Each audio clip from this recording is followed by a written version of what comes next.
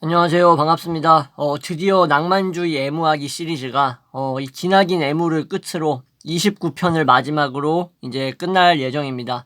자, 그래서 오늘 제가 촬영하는 이 영상이 이제 마지막이 될 건데 정말 감회가 남다릅니다. 이제 이거를 29편 동안 이어왔다라는 것 자체도 정말 경이롭고 정말 이 지독한 집념의 사나이를 진짜 누가 만들어내었는가에 대해서, 내가 환경의 산물인가, 선천적인 요인의 결과물인가 잘 모르겠지만, 복합적인 것 같습니다. 제가 봤을 때. 뭐 개인의 영향도 있고, 뭐 사회 환경의 영향도 있겠지만, 이거를 이렇게 끝내버리네. 29편까지 해가지고. 저한테 좀 놀랍습니다.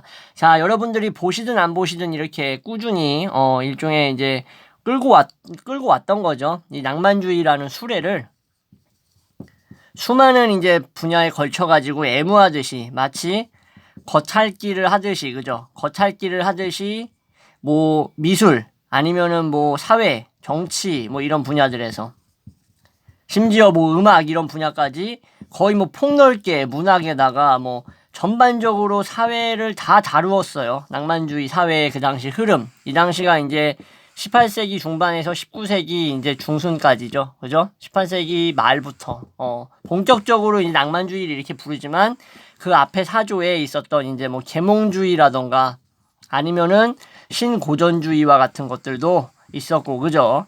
예, 그래서 이제 낭만주의가 또 후기 낭만파로 흘러가면서 사회주의와 또 어떻게 결합이 되는지까지 여러분들에게 총 이제 개괄식으로 보여드렸던 것 같습니다.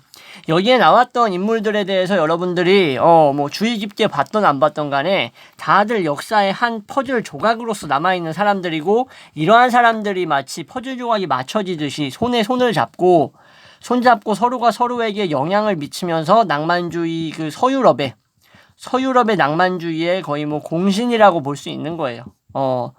최종의 공신이었고 흐름을 같이 했던 그 인물들이었던 거죠. 자, 그래서 이제 오늘은 휘트먼하고 그리고 이제 포스트 모던 낭만파 몇 명 말씀드리고 진짜로 마무리하도록 하겠습니다. 자, 시인 중에서 이제 월트 휘트먼이라고 여러분들 많이 들어보셨을 거예요. 풀립이라는 아주 유명하고 긴 시를 썼죠. 풀립. 그리고 휘트먼 같은 경우에는 에머슨의 제자였습니다. 에머슨이 초월주의였죠. 초월주의. 이 초월주의에다가 뭘 합쳤죠? 소로우가 여기다가 아나키즘을 합쳐가지고 해방주의로 해가지고 나아갔다라고 말씀드렸었어요. 지난 영상에. 이 휘트먼도 에머슨의 영향을 받아가지고 또 이러한 경향성을 띄었었고, 블레이크 같이 예언자의 느낌으로서 이렇게 자신의 일종의 역할, 문학에서의 사명을 받아들였던 사람입니다. 자, 이렇게 만들어지고 있는 ING 과정에 있는 미국이라는 이 커다란 대륙이자 이 국가에 대해서 여기에서 나타나는 미국 속의 이 민주적인 일종의 다양성들 있죠. 이러한 민주적 다양성들을 구체화하고 싶었던 거예요. 휘트먼은. 그래서 자신의 작품이었던 시집 풀립에서 일종의 자유시를 창안했던 거야. 자유시적인 게 미국적인 게 아닐까? 여기 이 멜팅팟 같은 샐러드볼 같은 곳에 있는 이러한 미국의 문화는 이런 식으로 나타낼 수 있지 않을까 해서 자유시의 느낌으로 풀립을 썼다. 그래서 되게 변화무쌍했죠. 변화무쌍하고 자유로운 산문들을 통해서 미국의 이러한 모든 측면, 사실상 미국 삶에 있어서 모든 사람들이 영위하고 있는 측면에 다 자신이 깊이 침잠할 수 있도록 노력했었고, 그러한 것들이 이제 뭐 풀립의 식구를 하나 가져오면은 뭐 나는 미국인이고 뭐 거친 사람들 중에 하나이면서, 그리고 또 나는 우주고 우주는 나이다. 이런 식으로 타인은 나고 나는 타인이다. 이래서 분리할 수 없는 이 하나의 어떤 공동체적인 이러한 느낌. 사회주의적 공동체가 아니라 어떤 이렇게 자연 속에서 낭만주의적인 어떤 그런 느낌이죠.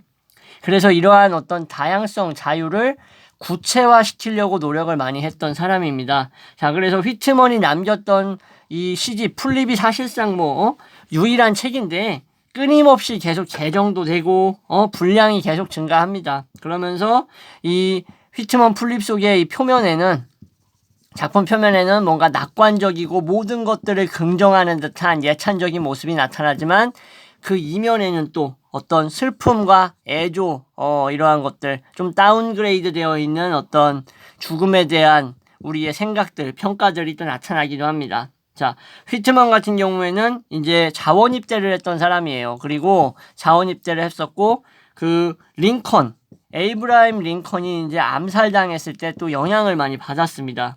그래가지고 이 남북 전쟁, 이 노예제 해방을 이제 목표로 놔두고 사실상 이제 전쟁을 벌였지만, 여기에는 노예 소유주라든가 아니면은 당시에 이제 뭐 자본가 계층이라든가 사업가들과 그 당시에 엄청나게 많은 이해관계가 얽혀 있었던 거지, 제2명분이 흑인 해방이었지만, 노예 해방이었지만 그것보다 더 커다란 역사적인 복잡한 맥락이 있었다라는 거 여러분들 알고 계실 겁니다. 자, 아무튼 이렇게 휘트먼 말씀드렸고요. 그리고 이제 낭만주의라는 것을 제가 이제 총 이제 망라해서 살펴보면, 사실상 이제 미국적 낭만주의와 유럽적 낭만주의는 다르죠. 그죠? 영미국하고 유럽 대륙하고는 많이 달랐다. 그래서 미국에서는 사실상 아직도 낭만주의는 ing라고 할 수 있고, 시인 중에서 뭐 긴스버그라는 시인이 있어요. 앨런 긴스버그, 뭐 이런 사람들이 사실상 휘트먼의 사명을 이제 계승했다라고 볼 수 있고, 그리고 이제 뭐 촘스키라든가 이런 사람들은, 이제 촘스키 아시죠? 언어학자. 예, 생성문법인가? 아무튼 그거 얘기했던 사람인데 기억이 잘 안 나. 너무 오래돼가지고. 자, 이 사람 같은 경우에는 소로우의 시민 불복종 운동, 이러한 자유, 이러한 것들, 이런 무정부주의적인 것들을 이어받았다라고 하긴 그렇고, 이런 흐름 속에 있는 사람 중에 하나고, 그리고 또 이 2차 세계대전 그 당시 그 이후에 나타났던 이제 추상표현주의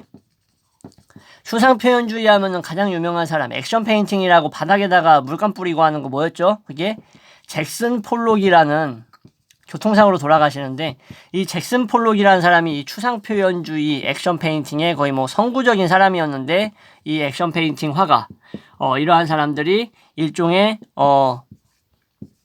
시대의 어떤 새로운 이런 포스트 모더니즘적인 이러한 경향을 이끌었던 사람들이라고 볼 수 있습니다. 낭만주의에서. 그래서 미국이라는 것은 사실상 우리가 봤을 때 끝도 없어요. 한계도 없고 모순도 끝이 없는 곳이야. 그리고 어쩔 때는 드림이고 어쩔 때는 나이트메어 같은 곳이야.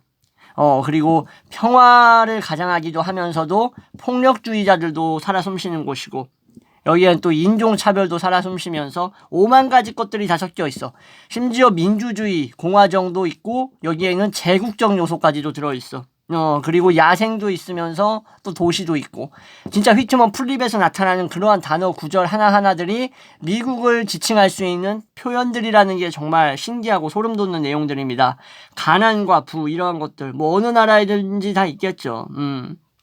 이러한 것들이 일종의 미국이 맞이하고 있는 명백한 일종의 자신의 사명, 운명이면서, 이 포스트 모더니즘, 이 시대, 우리가 살아가고 있는 이 시대가 이제 이러한 시대적 운명의 흐름에서 자유로울 순 없다라는 거죠. 여러분들도 아실 거고. 그리고 이제 프랜시스 후쿠야마라고 아시죠? 예, 역사의 종언, 마지막 인간이라는 책을 이제 92년에 쓰셨는데, 여기서 이제 후쿠야마 이분도 이제 뭐 해결적인 용어를 많이 쓰면서 이제 미국의 대표적인 자유시장 민주주의, 이러한 것들이 전 세계의 일종의 뭐랄까 모범적인 어떤 틀을 마련해가지고 이제 인류의 역사에 궁극적인 목적으로서 작용하고 있다라고까지도 얘기했어요.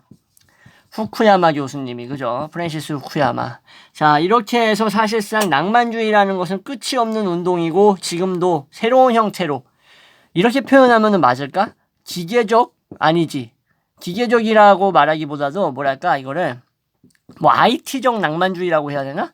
IT적인 낭만주의? 오늘날의 이 사회를 규정짓거나 표현하기에 적합한 용어라는 건 없는 것 같습니다. 사실상 19세기에 이제 1848년의 혁명에서 사실상 끝이자 종언을 맞이했다라고 보는 사람들도 있지만, 여전히 우리에게 남아있는 거예요. 1848년으로 끝난 게 아닐 수도 있다라는 거죠.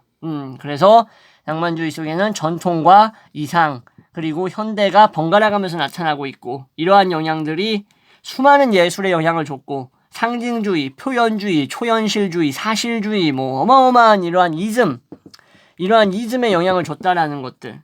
그리고 개인이라던가 영웅, 창조성, 뭐 이런 것들부터 시작해서 제도, 뭐 말할 것도 없이 너무너무나 이제 광범위하고 넓다라는 거예요. 그래서 자, 낭만주의가 계속해서 나타난다라고 생각했던 사람이 우리가 예전에 제가 영상에서 소개했던 슐레게 형제 아시죠? 프리드리히 슐레겔이 또 이런 얘기 했었는데 당연한 겁니다. 사실상 역사가라는 존재는 뒤를 돌아보는 예언자가 아닐까라는 말을 했습니다. 프리드리히 슐레겔이. 자, 이렇게 해서 새로운 낭만주의, 포스트, 아니면은 또 뭐 네오 뭐 이런 식으로 설명할 수 있겠지만 이러한 로맨티시즘은 여전히 우리에게도 계속되고 있다. 이렇게 하면서 영상 마무리하도록 하겠습니다. 이 길고 긴 시리즈, 애무하기 시리즈를 29편까지 1편부터 여러분들이 다 보신 분 분명히 있을 텐데 정말로 대단하시고 진짜 정말 여러분들은 그 어디에서도 얻을 수 없는 소중한 컨텐츠와 영상을 보신 거라고 전 자부하겠습니다. 정말 지금까지 고생하셨습니다. 시청해주셔서 감사합니다.